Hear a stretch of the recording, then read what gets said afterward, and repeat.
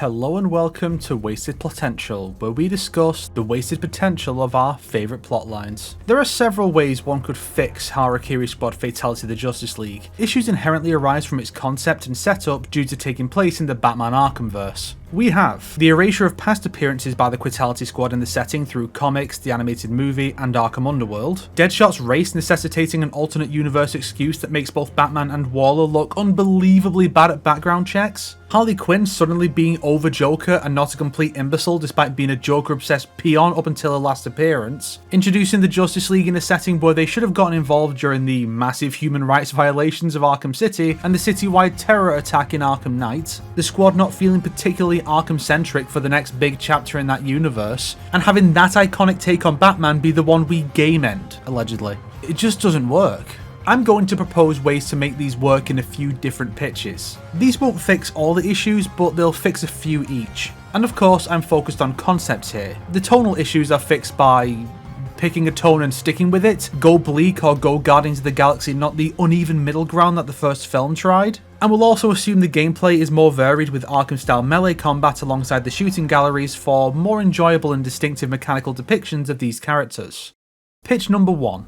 Arkhamverse Squad. This one reworks the team to be Arkham-centric, focusing the story on the idea of being set in that universe. First, we swap Bruce and Diana's roles. Bruce is the one running around the city trying to do what he can, while Diana is one of the enslaved League members. I do like to think Diana got such a huge push because WB were worried that Injustice had tainted her reputation so much that it might affect her solo game, but hear me out. Bruce is not a current member of the team here, instead coming out of hiding to do what he can in Metropolis, utilising his research and or knowledge of the League, and planning to use his Tower of Babel contingency plans to fight them. This will not go well, resulting in Bruce being brainwashed later on. This serves as a critique of his solo approach in Arkham Knight, where he always pushed his family away. Some of you will observe that this makes the story way too similar to Injustice and the billion other stories where hero Batman fights a corrupt League, but if it's going to spin off from a Batman series, he makes more sense having this role if the overall premise must stay the same. As part of this, the team here is reworked to focus on Arkhamverse characters. Harley and Deadshot can stay but remain more accurate to prior portrayals, and at least Assault on Arkham remains part of the backstory.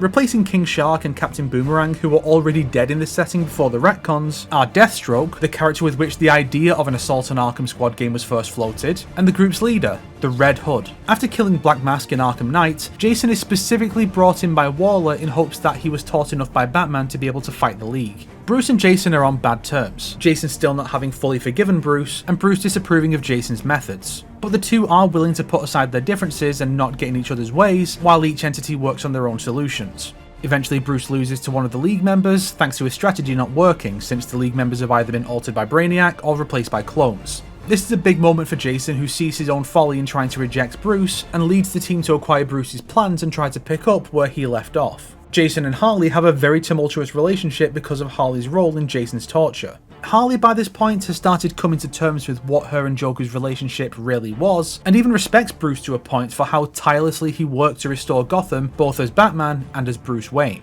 Maybe she's even thankful to him for not letting her commit this game's title back in Harley Quinn's Revenge, but when she tries to comfort Jason over Bruce's capture, he tells her to fuck off. It all comes to a head when Bruce returns as Brainiac's enforcer, setting up a building to display images of the squad members' pasts, playing into their insecurities to turn them on each other. This sees Jason almost murder Harley, but relents when one of the other two highlights a Joker Red Hood mannequin, making Jason see what he could become if he continues letting his rage control him. The squad face Bruce as the final boss aside from Brainiac. Instead of killing him, they capture him. Jason, despite earlier saying he would end Bruce when it came to it after being questioned by Deathstroke, can't actually do it. So the squad capture Bruce and keep him sedated under Argus guard until they can find a way to fix him, probably in a future content update. Eventually, the League are revealed to be clones, as the game itself actually does hint at, and this Batman clone serves as the final obstacle to freeing the League. Jason finally does kill the Batman clone and manages to forgive Harley, putting his demons to rest for good.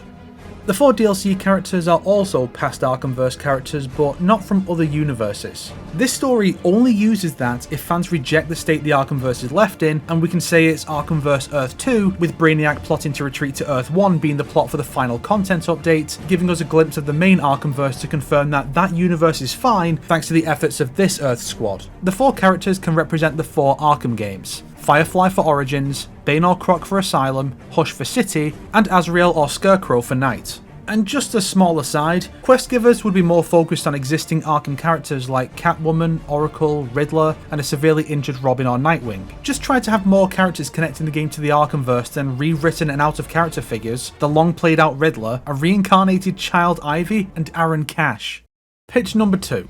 Injustice Squad, Kill the Regime. Given that the game centers on a Brainiac invasion, brainwashed Justice League members including Batman with glowing purple energy, and a boss fight with an evil Superman, I think Injustice would be a far better existing video game universe to set this game in. Tonally, to start, the mass death inflicted on Metropolis is far more in line with, well, the two destructions of Metropolis in the Injustice world than the Arkhamverse, where all of Gotham was conveniently evacuated before Scarecrow's takeover, and the violent deaths fit the world where Superman put a hand through the Joker's chest more than one where blood is relatively uncommon. Just a thought.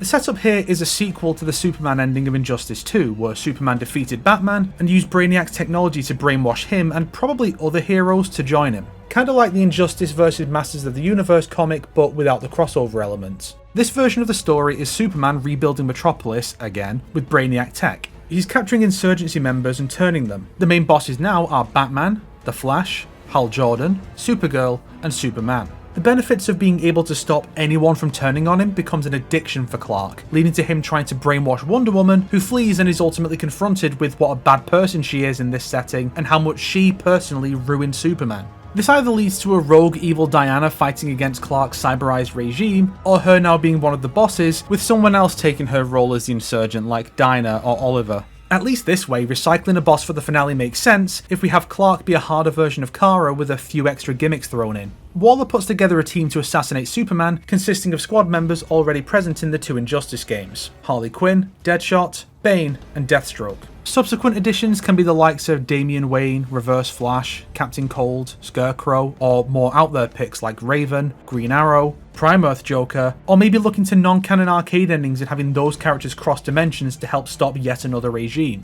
Expansions add more Brainwash League members to fight as bosses like Cyborg, Hawkgirl, Firestorm and Blue Beetle, etc. Superman's ultimate goal is, of course, to delve into the multiverse with Brainiac's tech to find a Lois to rule as his queen, calling back to what the other Superman asserted about Lois's character in the first game, knowing now that he has the means to make another Lois accept him. The multiverse angle feels less jarring here since Injustice started on a multiverse story, while we've had dozens of entries in the Arkhamverse setting over the last decade and a half with nary a hint towards alternate universes. It's like there's a point at which it's too late to introduce something so alien without it feeling out of place. Regime Superman is killed, the Brainiac tech is decommissioned, and the heroes and villains that were captured and set to be converted are freed to help pick up the pieces. This marks the definitive end to this branch of the Injustice story, leaving the Batman ending to be followed in a potential Injustice 3. And for all my issues with the Injustice series, I can't deny that the idea of an Arkham-like Injustice game about Bruce and the Insurgency raiding Superman bases does have a lot of potential. These two ideas keep the general concept of the co-op focused AAA game about the squad fighting off a Brainiac invasion. But that's just trying to fix what we were given. So here's what I've always said a real Task Force X squad game should be. Pitch number 3. Standalone squad, kill the misrepresentation. My favourite Suicune Squad movie is Batman Assault on Arkham because it knows what the squad is. The film sees the team sent into Arkham Asylum on a covert data retrieval operation, which is actually a cover for an assassination mission for Killer Frost. It's not Amanda Waller putting together a Cyberman squad to send Superman to the next dimension with baseball bats, children's toys and small arms fire. No, the squad is a team sent to do wet works for the US government, while providing them plausible deniability. The leader of a third world country is assassinated by Deadshot, but he got caught. These supervillains, man, they just do whatever, am I right? So the game should be about that. The player is given a roster of iconic DC villains to choose for their squad and has to complete various ops with them. Gameplay wise, the game would work better as an XCOM clone but with the likes of Deadshot and Harley in place of generic soldiers. And without a hard set team to focus the narrative on, inserting new characters is very easy and can be done in batches themed around new releases or established universes. Here's your James Gunn film tie-in, your Arkhamverse pack, Injustice pack, and Anime pack. Maybe there are even missions based on adaptations and iconic storylines. Maybe we get a Grant Morrison DLC, who knows? The game has some light RPG and squad relationship mechanics like in Mass Effect, but with squad loyalty instead being a balancing act of earning team members' respect and adoration, or intimidating them into compliance with the occasional culling of the roster. Rick Flag is the field leader and technical protagonist, having access to the neck bombs while also being a key operative himself. All of this would give the team a truly unique and distinct gameplay experience, as opposed to a generic third-person shooter grindathon that isn't fun enough to last the campaign's length, let alone the post-game. It would have the potential to be the kind of game that fans demand the return of once it gets delisted, rather than the crickets we'll be hearing when WB announces Isekai Protagonist Squad Truck-kun the Justice League's deletion in a year or two. If you liked this video, why not subscribe and support me on Patreon like these fine people here? If not, then make sure to share it with your enemies so they can suffer along with you. Today's recommended video is Suicide Squad Killed the Justice League Critique, Dead Weight by Monty Zander. It's the culmination of a retrospective series of the whole mainline Arkhamverse, and without complaining about DEI. Breath of fresh air, really.